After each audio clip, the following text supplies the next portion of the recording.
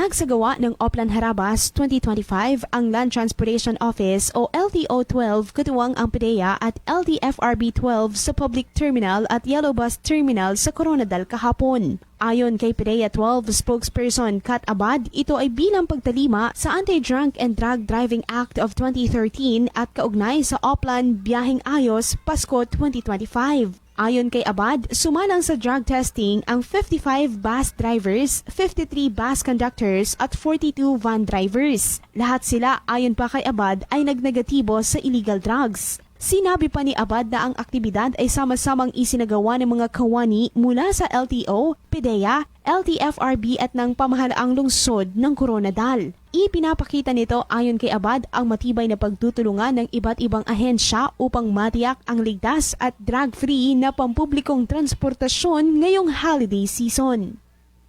Grace Torreta, NDBC, Bida Balita.